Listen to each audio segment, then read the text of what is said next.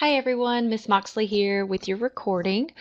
So this is for Health, Fitness, and Nutrition B. I just wanted to take a moment and discuss this lesson with you guys. So if you're looking at your planner for Health, Fitness, and Nutrition B, you should be somewhere along the lines of Unit 2, Lesson 9, which is finishing up Unit 2. So you should be finishing up Unit 2 at this point and moving into Unit 3.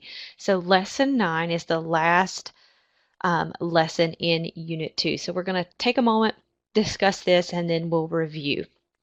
So family life, education, and your community. So this lesson is about not only your physical fitness and your goals, but it's also about encouraging your family members as well as your community in terms of their health and their fitness.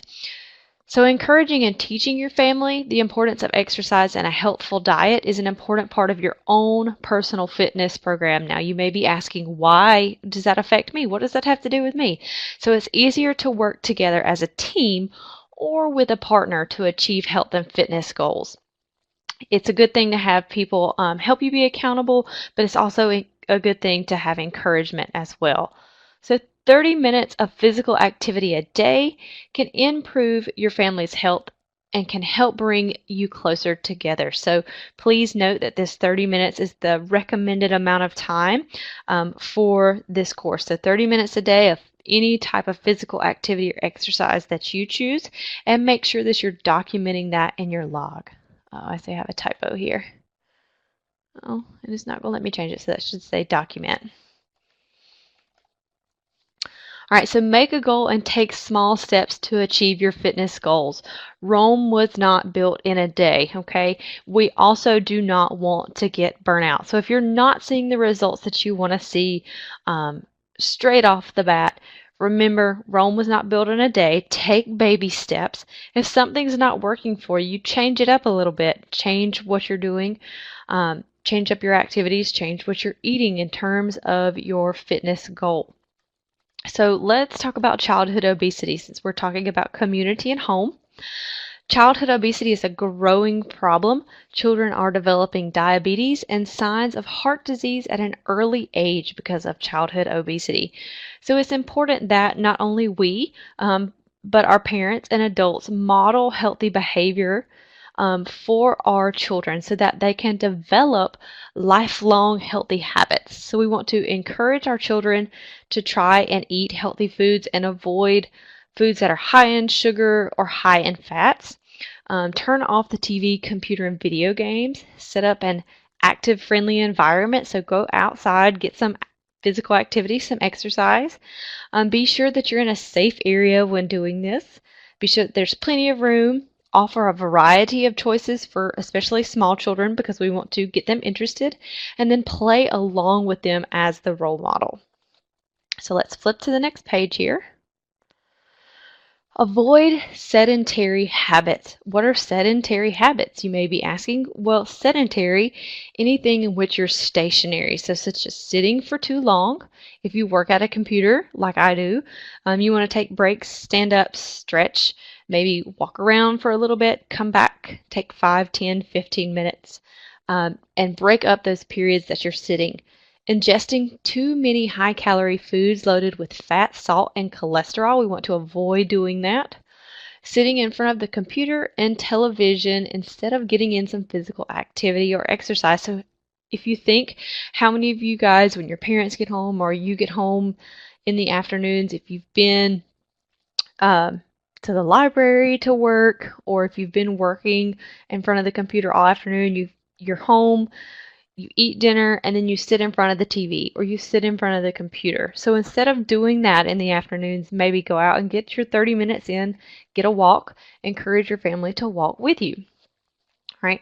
So on top of avoiding sedentary habits, we want to encourage healthy snacking. So it's important to build healthy snacking habits. And in doing this, we want to choose snacks that are satisfying, contain important nutrients, and supply energy that help you keep going. So if you're not choosing a snack that's satisfying, you're going to keep snacking until either you feel full or until you find something that is satisfying. So in terms of our calories, we want to be conscious of our calories there.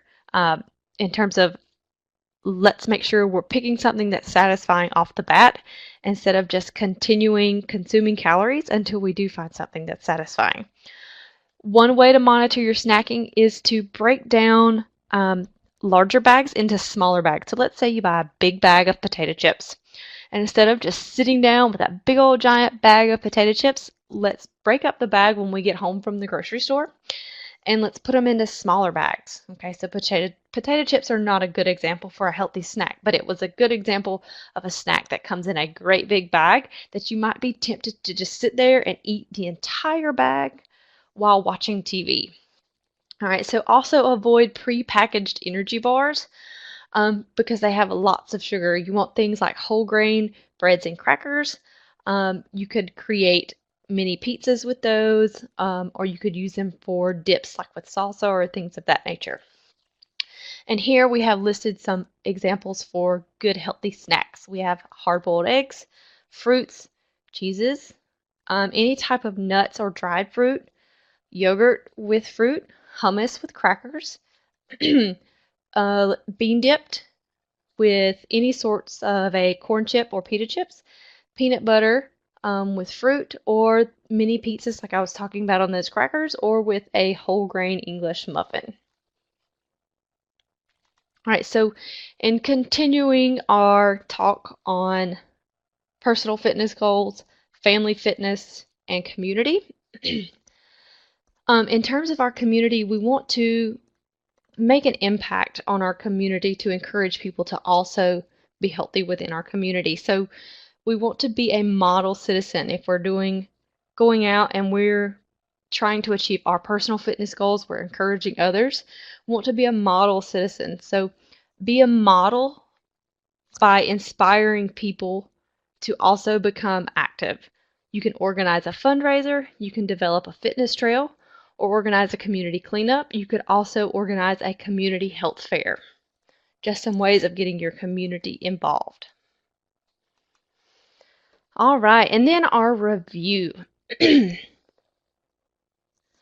So for our review here, question 1, being a role model can inspire the people around you to become more active. Is that true or false?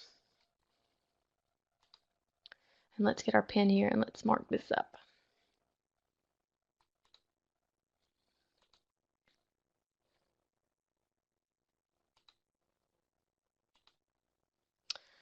All right, so this is actually true. Oh, why is that white? True, there we go. So 30 minutes of physical activity a day can improve your family's health and can help to bring you closer together. That is true. Most people that participate in physical fitness do not enjoy encouraging their family members to get involved. That is actually false. Obesity begins in the home. Is that true or false? It's actually true. Most community centers cater to teenagers who need a place to hang out. That's actually false. If you feel that your family could improve their overall level of fitness, you should encourage them to do so. That is true. Encouraging a walk after dinner can be a way to help your family members engage in physical activity. True. Most community centers offer family activity events, health fairs, and education. And that is true.